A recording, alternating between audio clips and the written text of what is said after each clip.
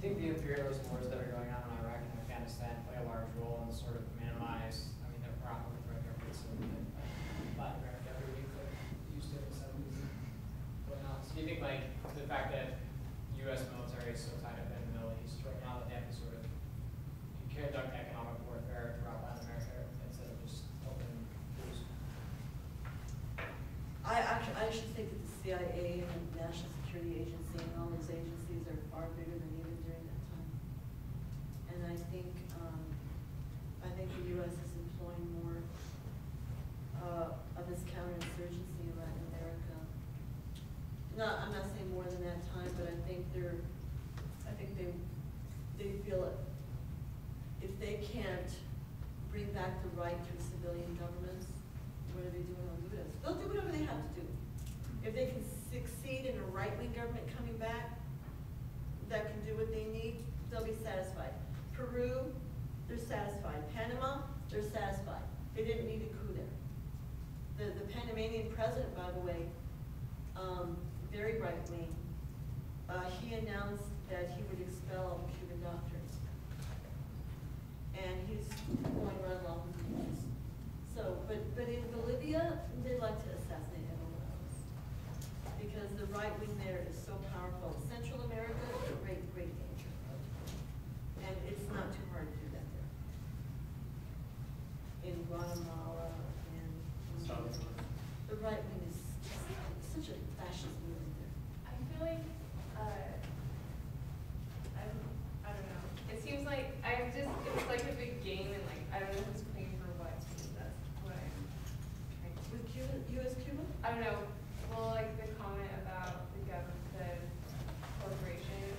To me, like a lot of our government like essentially works for the corporations. So like, why are they sending two different messages? That doesn't really make sense. When someone else I would say that the U.S. establishment is mainly a corporatocracy. However, there are competing factions, and especially the U.S. foreign policy establishment is run by Cold Warriors who, not only do they hate socialism, they hate, they hate FDR. I mean, I would not underestimate, the role of just ideology.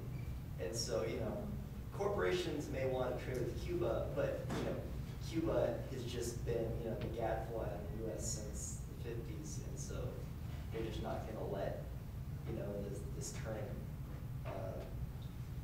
standoff just end by us saying, okay, we're cool with you guys, because that would be, losing face. I think he's right about that. There's a right wing. I mean, you can't identify everybody who's involved in it, but there's a right wing, which is also the CIA is very much involved. I mean, the CIA basically assassinated Kennedy because he didn't want to destroy Cuba in the Operation Mongoose invasion at this point. The right wing, there is a very hard right, characterized, I think, by the Bush administration and the other Bush administration before him, that wanted to basically do everything they could to destroy Cuba. And the Obama administration, representing the more liberal wing, which wants to also overthrow Cuba, thinks they can do it by engaging with them. If we come in and have trade, we'll open it up. People will start to demand democracy, American style. But it's all for the same objective. And the capitalist state, he's talking about the ideologues. Cuba really stands in the way of just unfettered exploitation of Latin America that they used to enjoy. But each corporation, that's the nature of capitalism. Each corporation just wants to make their own deal. They're not the one. The government runs for them. It's a capitalist country, but they're not the ones who run the government. In other words, they're not the ones who determine foreign policy.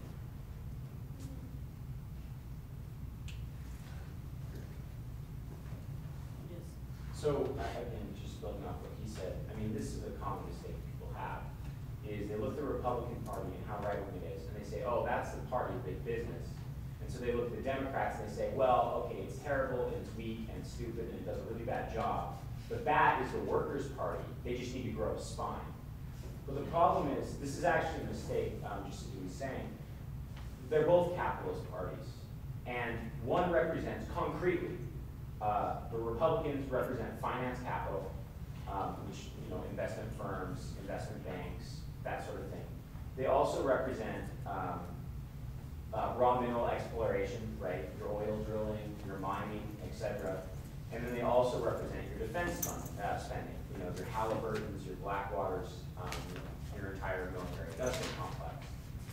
Now, the mistake is to think the Democrats represent the opposite. Instead, just because the banking finance capital is the biggest form of capital, the Democrats represent a different wing of finance capital, a more long-term invested rather than more short-term invested financial capital. They represent industrial capital, right? The factories, Ford, Chevrolet, etc. And they represent, pharmaceutical capital and medical capital, the big pharmaceutical companies that make millions. So what happens is both of these ultimately want to make as much profit for capitalism as possible in the long term. But they also want to make as much profit for themselves as possible in the immediate term. So what happens is these two factions fight against each other, and they fight against each other, really in a lot of really dirty ways. But the mistake is to think that it's the difference between the workers and the ruling class. Really, it's a fight between Pepsi and Coke. They're both unhealthy. They're both looking to make as much profit off people getting unhealthy as possible.